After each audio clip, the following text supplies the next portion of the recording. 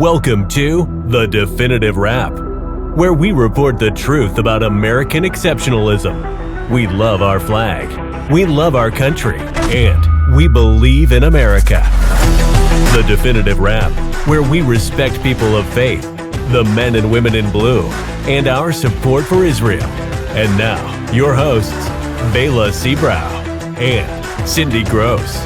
Together, they are The Definitive Wrap.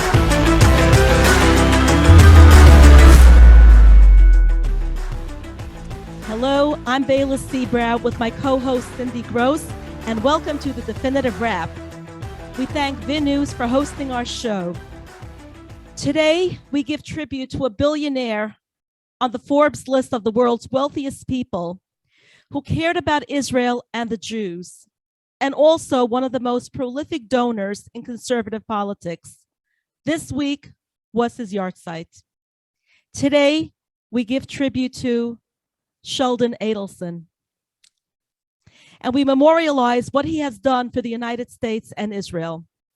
In fact, he was one of the first super wealthy Americans to take advantage of the Supreme Court's Citizens United ruling, which has created the open door to 8 and 9-figure political donations, so long as the money does not go to candidates or party committees, but rather to independent super PACs. Together with his lovely wife, Miriam, they built an empire of charity and goodwill to benefit people throughout the world. When Sheldon left this world on January 11th, it was a loss to all. Our esteemed guest today, Jonathan Tobin, who is an award-winning journalist, is also editor-in-chief of JNS, a senior contributor for The Federalist, and a columnist for the New York Post, Newsweek, and Haaretz. And he is host of the new podcast, Top Story with Jonathan Tobin. He just featured a beautiful tribute to Sheldon in his JNS column. So welcome to The Definitive Wrap. Thank you. Thanks for having me back on, Bela. It's great to be with you. Always a pleasure. Before we go on, I want to welcome aboard again. I gave tribute to last week to our esteemed guest, esteemed co-host, and I want to do this again. I want to welcome aboard again my prestigious co-host, Cindy Gross. Thank you so much. Jonathan, what I've always found so fascinating about Sheldon, whom I've met on a number of occasions, and one of the things that no one will ever disagree with is exactly how you wrote in your tribute to him, that with Sheldon, it was not so much about how he made his money, but the manner in which he gave so much of it away. For our audience who have not been privileged to know him personally and who have never met him, can we talk a little bit about that? Well, I think, in the piece that you referenced, I tried to draw a contrast between him and most of the other people who are on the Forbes list of billionaires. And, he wasn't the cool billionaire. He was, a little old Jewish guy. If quite frankly, he never lost that working class look or feel about him. He wasn't, let's go skiing in Vail. And, he wasn't a very fashionable kind of person. And he didn't support fashionable causes. He wasn't, sort of the boutique liberal, which is how most billionaires manage to buy their way out of bad coverage and the usual abuse and jealousy and hatred that most people have for rich people. They do what the chattering classes want them to do. And Sheldon Adelson had no interest in doing that at all. He was sort of a stereotypical post-World War II American Jew with that mindset of, I need to remember the Holocaust, I need to support the state of Israel. And he never budged from it. And what was interesting about him, there were many things that were very interesting about him. Obviously he was a pretty smart guy, made a lot of money, in his early years, sort of made and lost fortunes and sort of, he was like a serial entrepreneur from being a kid up until his adult years. But he hit big when he, started a computer show in Las Vegas with some partners in the 1980s. It wound up becoming an enormously successful business. And then he bought the former hangout of the Rat Pack, the Sands Hotel, and turned it from, a mere gambling den into a, resort, destination resort. And with, his wife's, he and his wife had this idea, let's turn it into Venice in the middle of the American desert, which, I have to say, if somebody had told me that idea 30 odd years ago, I'd have said that sounds pretty dumb to me, but they were right that, it turned into this billion-dollar business. They replicated it on an even grander scale in China and Singapore. So, he becomes fabulously wealthy. So what does he do with this money? I mean, he just proceeds to spend and give away to like every conceivable Jewish cause, every Zionist cause, healthcare. The list of his donations and the places that he benefited is endless. It's endless. It was, people talk, about his political donations, and they were epic. His charity, his Jewish philanthropy was epic. And at a time when most American Jews and most really rich American Jews are not giving to Jewish causes, they are secular, and and they have, and there's nothing wrong with giving to, nice charities that are not Jewish, sure.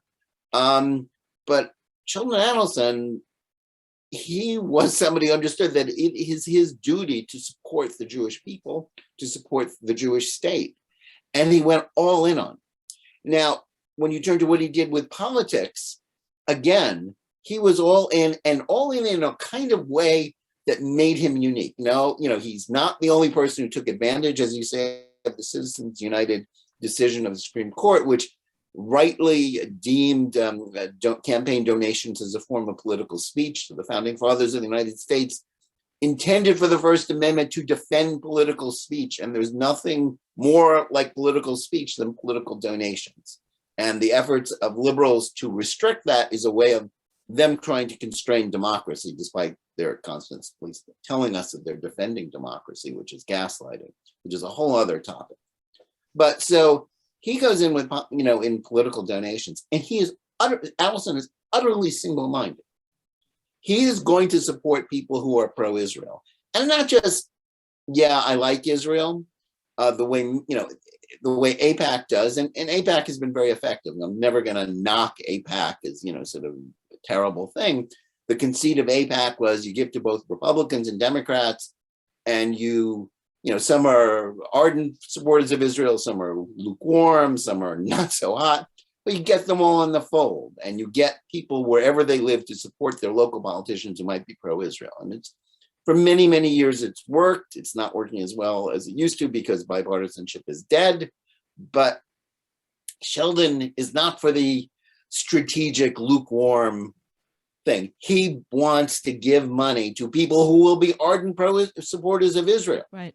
And he goes all in. And once they're elected, he is not shy about telling them what he thinks they should do. I mean, there's a famous story about after he was a large contributor to President George W. Bush, who was, certainly compared to his father and most American politicians, a friend of Israel, truly was a friend of Israel, had a good heart as far as Israel is concerned, didn't necessarily do, especially in his second term, everything the Friends of Israel wanted, didn't fulfill the promise about Jerusalem and the embassy, like all other presidents, because he was very attuned to what the establishment wanted and told him he could do or not do. Adelson goes into the Oval, he's allowed to visit, he's given access to George W. Bush, and he's all over him. I mean, all over him at a time when Ehud Olmert is prime minister of Israel and sort of had flipped and is pushing this, really another disastrous peace plan, which Palestinians reject anyway. Right. And sort of the reaction of President George W. Bush to Adelson was like, who's this crazy old Jew trying to get me to do all this stuff that the Israelis don't even want me to do? You want me to be more Israeli than the Israelis, more Zionist than them. So that's a typical Sheldon Adelson story. He had no compunction about pushing for what he thought was in the best interest of the Jewish people. And on the one hand, that meant enormous donations to make the Birthright Israel program possible, which has done so much good and taken hundreds of thousands of Jewish kids to Israel, which they wouldn't otherwise have visited. And yes, massive donations to Republicans, whom he understood were the ardent lockstep pro-Israel party, to ensure, to hold their feet to the fire. And the final act of that was his support for Trump in 2016, when most large political donors, conservatives, didn't want to back Trump because they didn't like him. They didn't think he was a real conservative. Adelson jumps in, goes all in, and then uses his influence and he wasn't the only reason why the embassy was moved. There were a number of reasons why Trump's distaste, and complete contempt for the foreign policy establishment and the political establishment in Washington, and he was always going to do whatever they told him not to do. There were people who were, ardent Zionists in Trump's inner circle, but Adelson really made a difference there, a historic difference. And when you add up all of these things that he did, you have to acknowledge, and when he died, there was an enormous amount of, really brickbats thrown at him by the left and the liberal press, because they just saw him as this, big conservative donor, heavy-handed friend of Israel. But what you have to say is that this was a person who understood he was given a unique opportunity because of his enormous wealth to make a difference for the Jews and to make a difference for Israel. And he took advantage of it. He wasn't shy about it. He didn't allow himself to be constrained by the rules. It's a very Trumpian aspect to him. He didn't let anything stop him from doing what he thought was right. And what he thought was right was actually the right thing about helping Israel and the Jewish people. And, it made itself felt in so many different ways in Israel and in the American Jewish world. He's someone who truly left the world a better place. And he did so while not like being a curator of his image or caring what people thought about him. He couldn't have cared less. And that's a really unique thing in today's culture, and certainly for American Jewry. So, Jonathan, this is Cindy Gross. Thank you for joining us and discussing the yahrzeit. I was fortunate enough to meet on several occasions, Sheldon, and I want to, you said so many great things there. I picked up a few I want to comment on, and I'd like you to follow up with. The first one is, one of the reasons that Sheldon was such a great humanitarian was because he had by him his Eish Chayil, and there is nothing. What sets him apart from other people, of course, was the fact that they were a team and still a team, and that Miriam is still carrying on so much of the work that he started with her and grew together. So I think that's a big part of it. The second thing you did say was, one reason that I am such a big supporter of the work that the Adelsons do is because they are strong supporters. They're not wishy-washy. And in this time, especially, you cannot be wishy-washy. Anti-Semitism is on the rise, and too many Jews are, looking to help every cause, but their cause for American Jewish issues and Israel. So what are your thoughts on it, to start with that? Well, certainly his wife, Miriam, who was an Israeli physician, was an enormous influence on him. I mean, he was not a highly educated person. He was someone with real Jewish sensibilities, a real sense of Jewish peoplehood, sort of a typical of his generation with the Pintali, the Jewish soul inside him. But he was not, an activist. He was not deeply knowledgeable, really, about these issues on his own. And she really helped steer him in the right direction. And he had the seichel to listen to his wife, who is, a remarkable person in her own right. You're absolutely right.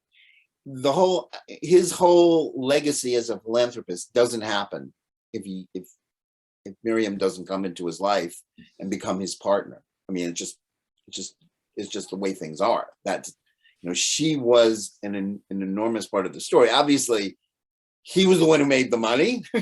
Without that, I mean, without his business genius, without his entrepreneurial and salesmanship, the money doesn't happen to provide all these marvelous things. But she puts him in that direction. And as far as his bluntness, he was presented with problems, and he was just say, well, let's fix it in a way that nobody's, well, you can't do that. So it's like the situation in Israel where the media is all to the left. I mean, more Jonathan? lockstep to the left than even the United States. So what does he do? He creates a new newspaper that is open to the right. I know Bela has something, and then I have something. Sure. Go ahead, Bela. Jonathan, it is a well-known verse that no good deed goes unpunished. And anyone who has ever been involved in goodwill of any kind will agree with that statement. Sheldon had his share of enemies by the left, specifically by those who spent more money on politics to advance left-wing causes, namely George Soros. And I always admired Sheldon's reaction as though nothing fazed him. He knew what he needed to do, and he did it. Do you know of any instances where anyone actually stood in his way of achieving his goals? Well, money talks. A lot of people tried to stand in his way. Basically, the entire Israeli political and media establishment was standing in his way. Certainly, the entire American Jewish establishment sought to stand in his way throughout. They weren't. He got very little love. From the Jewish establishment, from the leading Jewish organizations, ADL and American Jewish Committee, and all. He was called out many times when he supported Trump, and he was always the one named. Yeah, so. I mean, everybody tried to stand in his way, but that's the thing about being a billionaire. You don't have to take it. Right. As Dorothy Parker, the writer Dorothy Parker famously said, the rich are different from us. They have more money. And, the thing about Sheldon is he wasn't afraid to use it and spend it in enormous amounts. He wasn't going to take it with him, and he wanted to accomplish goals. And that's what he did. That was what was so remarkable and interesting. And he backed the causes and the people that he thought would do the most for the Jews, and didn't allow himself to be dissuaded. And he ignored everything else. You mentioned Soros. Now, people on the right in this country are obsessed with Soros, and not unreasonably, because he's the biggest political donor in the world. And he spends his money on all kinds of terrible things, electing district attorneys who don't believe in putting people in jail for committing crimes, and backing leftist causes and people who hate Israel. And, it's a whole thing. He helped seeded the money history. Now, my position has always been, yes, I think the things that George Soros spends his money on are terrible, but he has a right to spend his money on whatever he wants. I mean, and to criticize him for spending money doesn't make you anti-Semitic, just as, and so the same thing applied to Sheldon and to any conservative donor. Don't tell me about how terrible it is that they're spending money on things they believe in. Take issue with what they believe in if you want to do that. If you dare to do that, don't bother me with trying to say that he's a puppet master. It's not true, and the truth is, even if the politicians he backed turned on him or did things he didn't like, or he cut them off. And Benjamin Netanyahu is the classic case of that, who benefited enormously from his friendship and from his support, from Israel Hayom's support. And then when it became clear that Netanyahu was prepared to, sell Adelson, and Israel Hayom down the line to gain a temporary advantage in that silly negotiation with the other Israeli publishers, they, Sheldon and Miriam just said goodbye, and as they should. That's, there was not a lot of nuance there. You're going to be my friend. You're going to be the friend of the Jewish people. Fine. You're going to do me ill. I'm not interested in you. So that's. So one of the best ways we can remember and honor Sheldon's memory today and every day is to make sure all the work that he did continues. And I know through my group, Jewish Vote GOP, we are supporting candidates who think like Sheldon and myself on local, state, and national levels. And the other thing that I do that you do, in fact, I every single day you have another great article coming out about timely issues that Sheldon would support. I would love to talk a little bit about your article in Newsweek this week about the McCarthy witch hunt and what's going on. And these are the issues that everybody, Democrat, Independent, and Republican, need to address as Jews and non-Jews if we're going to keep the legacy and work of Sheldon alive. Yeah, well, just on one foot about the January 6th committee, to say that what happened in January 6th, 2021 was a disgrace is obvious. It's true. It required a response. People who broke the law deserve to be punished. What Democrats have done, and indeed they lost the goodwill. I mean, right after January 6th, Trump was in trouble. And, he was, it was a bad moment for him. And what happened was the Democrats overplayed their hand. They weren't satisfied to say that there had been a riot with people who broke away from, the Trump rally that had happened that day, which was itself foolish. The outcome was decided. It was time to move on. Trump wouldn't do so. So there was this riot, but then they had to inflate it into an insurrection, make it the moral equivalent or worse than the Confederates firing on Fort Sumter or the 9/11 attacks, which Kamala Harris repeated last week. And they've created this committee in an unprecedented fashion. There are certainly precedents for special committees doing investigations before. There was one on Katrina, Hurricane Katrina. There was one on Benghazi. But there's never yet been a congressional committee that was not formed with the consent of both parties in Congress. And what House Speaker Nancy Pelosi did was to deny the Republican conference the right to appoint its own members. Instead, she handpicked two Republican renegades, Liz Cheney and Adam Kinzinger, to join, who have their own vendetta. And what they're doing on this committee, as they have expanded its reach, they're not investigating the riot. They're basically investigating Trump and the Republican Party and everybody who voted for Trump, everybody who could conceivably, everybody who raised the question about the 2020 election results, whether that was smart or not, and turning that into a vast conspiracy. And there is a precedent for that, but it's not one that Democrats want to emulate or anybody should want to emulate. And that's McCarthyism. It's like they're not going to say, are you now or have you ever been a member of a Trumpist conspiracy to overturn the government? But that's the whole point. That's why they're asking people, Fox News personalities, other members of Congress, the Republican leader, trying to hold them before this. This is illegitimate. It is something where they've lost the thread. Nobody on the right, nobody in the Republican Party can possibly countenance this because they know the object of this game is not to investigate the January 6th Capitol riot or even just to target Trump. It's to target the entire Republican Party, which Liz Cheney and Adam Kinzinger and Nancy Pelosi, of course, and Joe Biden want to burn down. And this is illegitimate. No matter whether you like Trump or not, what this committee is doing is unprecedented. And it is, really bordering on illegal. I mean, it's really coming up because Congress isn't supposed to investigate crimes, and they are acting in this way to basically weaponize an event, and make it a permanent issue in American politics.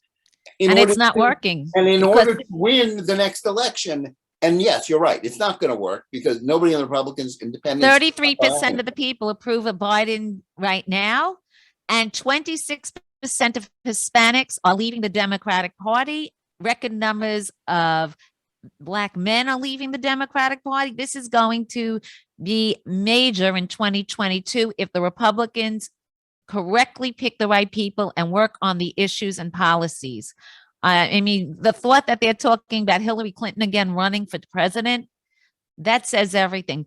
Then I wanted to ask you, because I could just see Sheldon's response to your article about the CARE advocacy group. I could see Sheldon saying, you know what, they want an Islamophobia group. We're going to make one with fighting it, promoting Jewish causes and people that support Israel and the Jewish people. So tell us a little bit about that, because you wrote a great article the other day. Yeah, thanks. What happened is that CARE, which is the Council on American Islamic Relations, which was a group that was founded in this country in the 1990s as a political front for supporters of Hamas terrorists to raise money for Hamas in the United States. That's their origins. They masquerade as a civil rights group purporting to represent the interests of Muslim Americans. They're extremists. They're anti-Semites. Just a month ago, one of their leaders gave a speech, an openly anti-Semitic speech, Zahra Bilu, calling, for Muslims to basically shun Jews, any Jew who supports Israel, and just in the most disgusting terms. CARE wouldn't repudiate her; they supported her. So they've now issued a report in the manner of, say, ADL or the American Jewish Committee, and they model themselves on the ADL. They're pretending to be the Muslim ADL. And they talked about $106 million going to Islamophobic groups and how terrible this is. And the point being, they want to get Jewish foundations, Jewish federations, mainstream philanthropies to stop giving to these Islamophobic groups, these groups that are promoting hate against Muslims. But it's a big lie. It's gaslighting, because the groups, and the 7 that they most highlighted, these are groups that are about monitoring hate from within the Muslim community. So this is a hate group calling on for the defunding of groups that monitor hate in the name of combating hate. I mean, it's bizarro. It's insane. I mean, and the fact that it was picked up by the Jewish Telegraphic Agency, and really, I mean, I have to say, I mean, my friends and colleagues there, I just didn't get that article at all. I think that was an irresponsible thing for doing. It's now been picked up by Time Magazine. And what are they doing? They're targeting Camera, the group that monitors media bias against Israel and the Jews in the media very effectively. They're trying to cut off the Middle East Forum, Steve Emerson's investigative project for terrorism, a host of other groups, the Foundation for Defense of Democracies, which isn't even a Jewish group, but which is a Washington think tank that focuses on the threat from Iran and other foreign policy issues. They're basically trying to cut off funding of all the groups that are doing the right thing on all these issues. And my conclusion, you talk about what Sheldon would do. I mean, he'd be giving more to them, and that's what everybody should be doing. Correct. Nobody should be taking CARE's recommendations and reports seriously. They should be doubling down on it. But my fear is that liberal Jews are so afraid of being canceled, so afraid of being deemed politically incorrect and Islamophobic, and the whole Islamophobia thing. And it's not like there isn't hate against Muslims, just like there's hate against Jews. But the point about Islamophobia is to flip the narrative. It's to convince people to stop talking about the hate that comes from the Muslim community, which is real, unfortunately. Yeah. I don't believe that CARE speaks for all Muslims. Indeed, no. Many moderate Muslims say they don't speak for more than 5 or 10% of Muslims, but they have successfully seized the leadership, and the media treats them as if they do. And Muslims are afraid to speak out against them.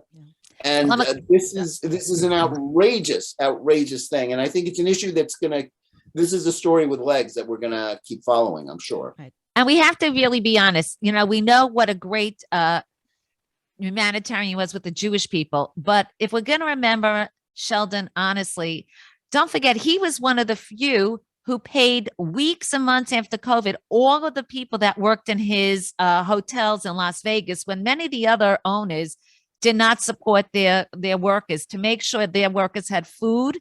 And he didn't care whether or not they were Jewish, Muslim, or Christian. In Israel, he funds hospitals and educational institutions, and they don't ask them there if they're Jewish, Christian, or Muslim, and they're living in Israel. So this man wanted to help everybody in a free world, in a democratic world. And that really is something that is not talked about enough, especially from Jewish people. I hear it from non-Jews. Absolutely. Yeah, I think that's very true. Yeah. And in the 1 minute that we have left to the show, because we're running out of time. I'm sorry. People are always curious about beginnings of the famous. In just the last minute or two that we have, what do you know about Sheldon Adelson's upbringing? Was he born with a, so to speak, silver spoon in his mouth? Quite Or the was it a opposite. rags to riches type of story for him? Yeah, I mean, he quite the opposite. He grew up in a Boston tenement, sleeping on the floor. Very, very humble beginnings, poor people. I mean, he sold things in high school. He was always trying to, he was Mr. After School Job. He made and lost fortunes, but he made everything. He did everything himself from very, very humble beginnings. He was the quintessential 19th century rich guy story, the rags to riches, Horatio Alger model, which is the opposite of the 21st century billionaire, as I pointed out, which is basically some nerd who invents some new app or new thing, and then gets really rich and then really fashionable. It was very different for him. And you're right, he always behaved ethically. He did have problems in Las Vegas with the unions, but that was about politics. He was actually very good and kind to his workers and took care of them during the pandemic, and was very fair-minded and always, very open-handed and generous. A tough businessman, but Judaism places, a premium. We are admonished to give it. He tells us how to treat our fellow Jews. It tells us how to spend our money and the importance of tzedakah. And I can think of no one in this era or really almost any era who more exemplifies. I mean, this was not a Torah scholar. This was not, a highly educated person. This was a man who exemplified exactly what Judaism tells us to do with our lives. Absolutely. And, I can pay him no higher praise than that. Yes. Okay, we're out of time. Sheldon Adelson's life was not just about what he did, but he set the standard for other Jews to follow in his footsteps. Being proud of one's Jewish heritage and unapologetically engaging in the interests of people and Israel. May Sheldon's memory be for a blessing. Thank you, Jonathan, for being with us here today on The Definitive Wrap. Thank you to our audience for tuning in. And thank you to VIN News for hosting our show. Thanks very much to both of you, Bela and Cindy. Thank you. Thanks for listening to The Definitive Wrap with your hosts, Bela Seabrow and Cindy Gross. Be sure to tell your family and friends they also can catch The Definitive Wrap on Apple Music, Spotify, Google Play, and your favorite streaming service. See you next time on The Definitive Wrap.